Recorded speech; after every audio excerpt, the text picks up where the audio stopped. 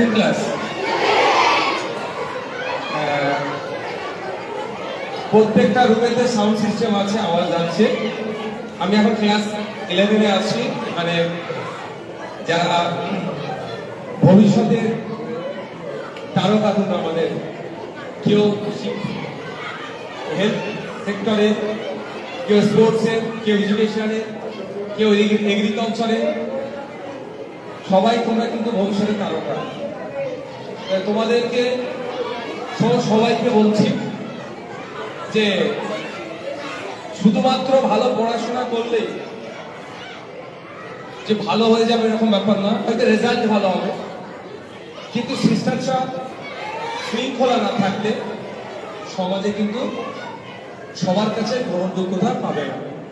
আমার অনুরোধ, আমাদের ম্যাডাম যারা আছে আমাদেরকে যে শিক্ষা দেয় পাঠ্যসূচির মধ্যে যেটা আছে সেটা তো অবশ্যই গ্রহণ করব, সাথে সাথে সামাজিক জ্ঞান যেগুলো দেয়, সমাজে চলতে গেলে কিভাবে কি করতে হবে।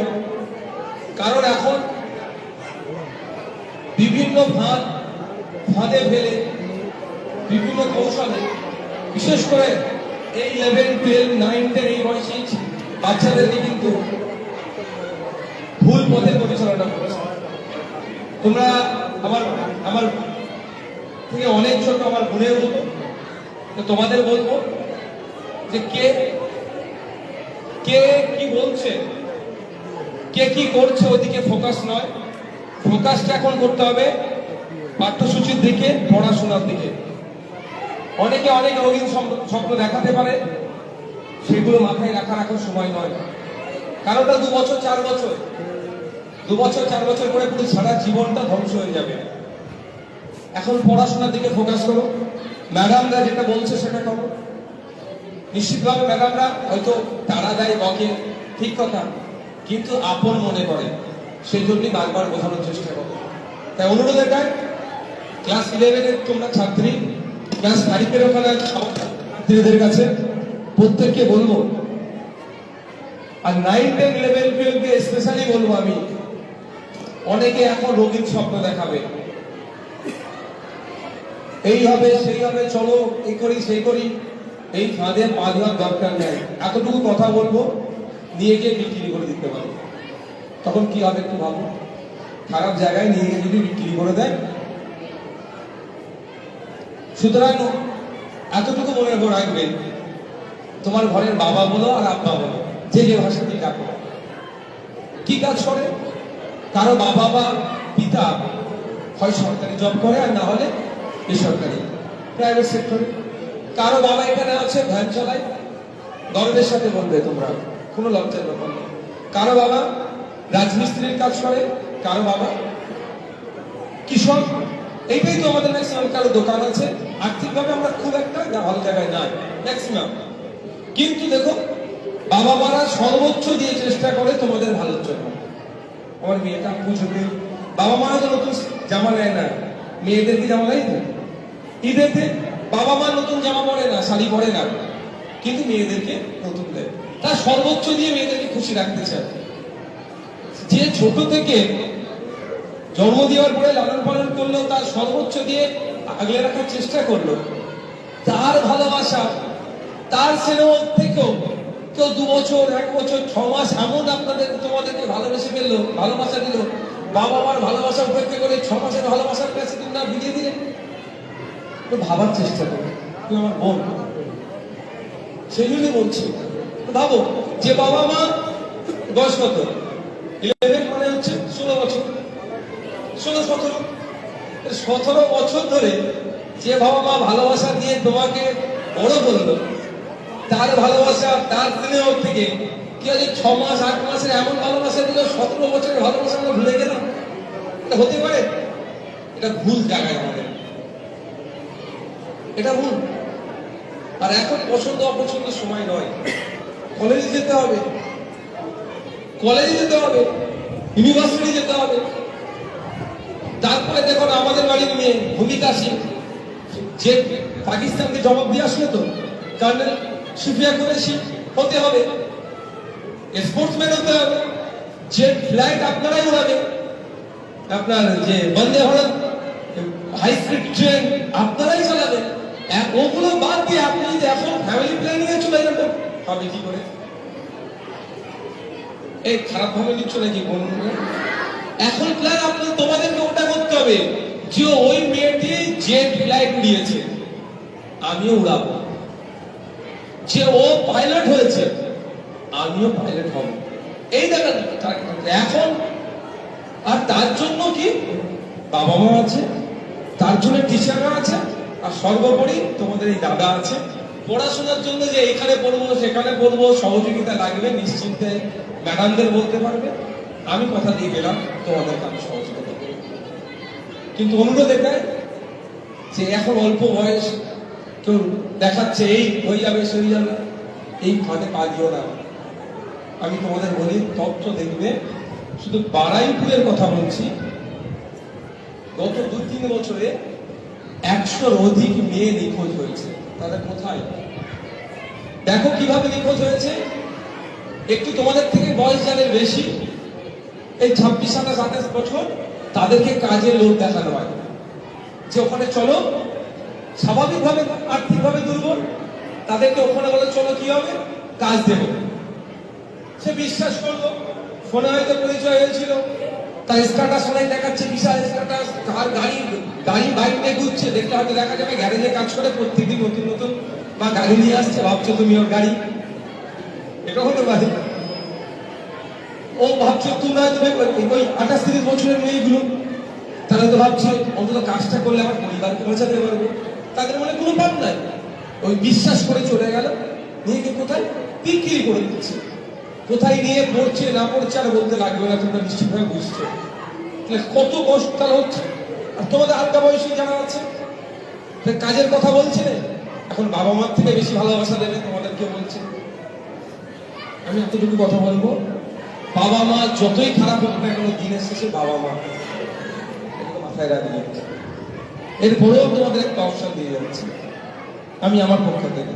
পছন্দ হতে পারে, স্বাভাবিক, এটা অস্বাভাবিক কিছু না। বাড়ির লোক কি বলে, আর এখনই পছন্দ হয়েছে মানে এখনই তার জন্য সাত পাকে ভাতা আনতে হবে বা কবুল বলতে হবে, এখনই ব্যাপার না। কি বলছি বুঝতে পেরেছো? এখন দুটো ব্যাপার না। আমি পড়াশোনা করতে হবে, প্রতিষ্ঠিত হতে হবে, আগামী দিনে আমি ম্যাম তৈরি হব, যে আমি পড়াবো। আজকে ম্যামেদের সম্মান কেন? তারা প্রতিষ্ঠিত হয়েছিল বলে। তাই তোমাদেরকেও বলবো আমি, তোমরা কিন্তু মাথায় রেখে চলো। এখন পরিস্থিতি ভয়ঙ্কর পরিস্থিতি, এত পরিমাণে তোমাদের বয়সী মেয়েরা পাচার হয়ে যাচ্ছে, তোমরা অবাক হয়ে যাবে। মানে এমন জায়গায় নিয়ে ফেলবে, কাউকে ডেকেও খুঁজে পাবে না, চোখের পানি পড়া ছাড়া কিছুই পাবে না, কেউ দরকার থাকবে না। সেই সময় কথা ভাবো, পছন্দ হয়েছে বলে কারো বাইকে উঠে 4 চাকায় উঠে চলে যাবে না। একটা অনুরোধ করছি তোমাদেরকে, পছন্দ হয়েছে আমার বাড়িতে বাবাকে বলো পড়াশোনা করো তুমি, আমি পড়াশোনা করছি, আমিও প্রতিষ্ঠিত হব, তুমিও প্রতিষ্ঠিত হবে, তারপরে ফ্যামিলি প্ল্যানিং হবে। তোমার বাইকে চড়ে যেতে হবে না, বাইকে চড়ে যাচ্ছ না, কিছু দিয়ে দিল, অজ্ঞান করে দিল, গাড়িতে তুলে দিয়ে বিক্রি করে দিল, কোথায় যাবে বলো? বাবা মার কি হবে তখন? বাড়িতে আত্মীয় স্বজন আছে, তাদের কি হবে? এগুলো একটু মাথায় রেখে বোনা বলে আমার যে বোনেরা আছে। আর একটা কথা, মোবাইল এখন ক্লাসে নিয়ে আসবে না, বারণ করেছে, নিয়ে আসবে না। মোবাইল থেকে যত দূরে থাকবে তত ভালো, পড়াশোনার জন্য তত ভালো। তোমাদের মোবাইলে আসক্তি ভালো না, আমাদের বেশি মোবাইলের দিকে অনেক প্রবণতা বেড়ে যাচ্ছে। দূরে থাকবে, ক্লাসে নিয়ে আসবে না। আর ম্যাডাম বলছিলেন সার্ভাইকাল ক্যান্সারের ডিটেক্ট করার জন্য, তোমাদের এটা বলে আমি শেষ করে দেবো, আমি টিচার নয়, ম্যাডামরা দেবেন, আমি না। ভারতবর্ষে যত ক্যান্সার হয় ম্যাক্সিমাম মহিলাদের ক্যান্সার হয়, বেশি ক্যান্সার রোগী হচ্ছে মহিলারা। 1 বছরে প্রায় 58,000 মানুষ মারা যায় ক্যান্সারে। এক্সাক্ট আমার তথ্যটা মনে পড়ছে, হয় 58 লাখ না 58,000 মানুষ মারা যায় ক্যান্সারে। সব থেকে বেশি ক্যান্সার কাদের হয়? মহিলাদের। কিন্তু এই ক্যান্সারটা কখন মহিলারা জানতে পারে? অ্যাডভান্স স্টেজে, মানে তখন আর কন্ট্রোল করা খুব মানে কঠিন ব্যাপার হয়ে ওঠে, শুধু অর্থ শেষ হয়ে যায়। কিন্তু তার আগে স্ক্রিনিং করা যায়, 15 থেকে 49 বছর মহিলাদের স্ক্রিনিং করা যায়, যে ক্যান্সার হওয়ার প্রবণতা আছে কি না নাই সেটাকে ডিটেক্ট করাও যায়। মেডিকেল সায়েন্স সেটা বলছে। সেটা আমেরিকাতে 15 থেকে 49 বছর মহিলাদের স্ক্রিনিং প্রায় 70% অধিক মহিলাদের হয়ে গিয়েছে। আর আমাদের ওয়েস্ট বেঙ্গলে শুনতে মাত্র 1 to 3%। কোন নিচে আমরা আছি? হয়তো ভয় আছে, বা অ্যাওয়ারনেসের অভাব, বা সরকারের সেই ব্যবস্থা নাই।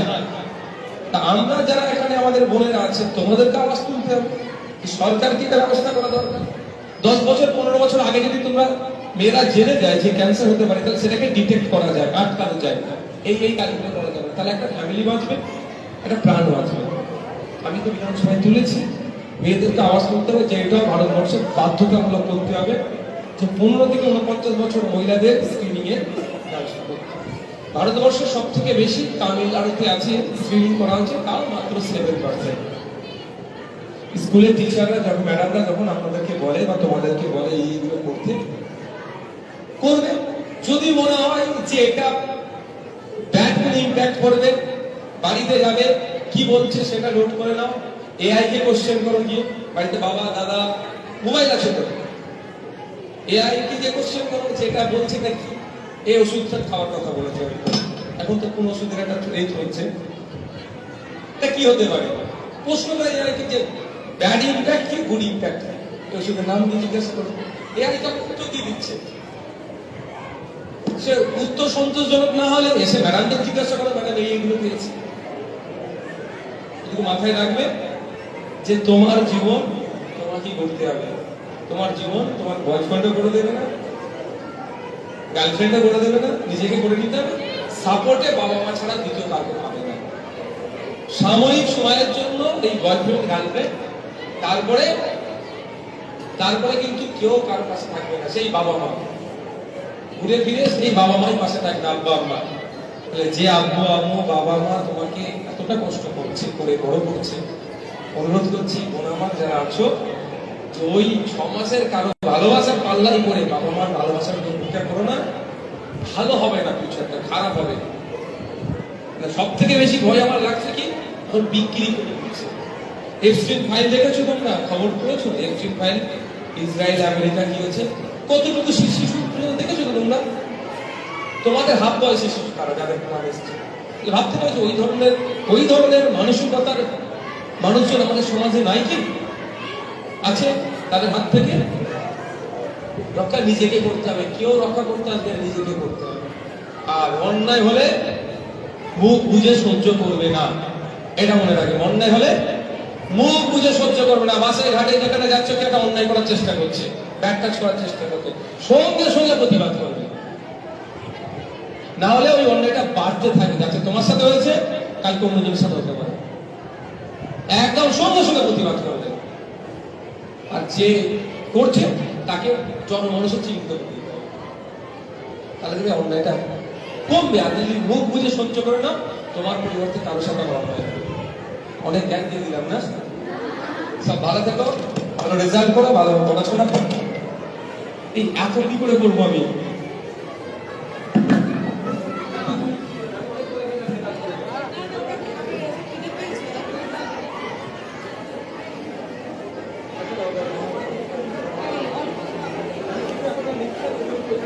হ্যালো, প্রত্যেকে রুমে বসো, প্রত্যেক রুমেই যাবে উনি।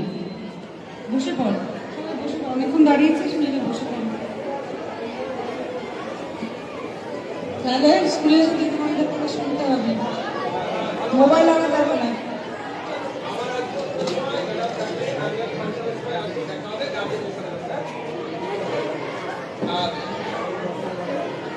আর একটা কথা, ম্যামকে সামনে রাখতে আছে, ম্যামকে সামনে রেখে বলছি, আমি আমাদের যারা বিশেষ করে রাষ্ট্রবিজ্ঞানের ছাত্রী আছো তোমরা, আলাদা আলাদা সাবজেক্ট আছে,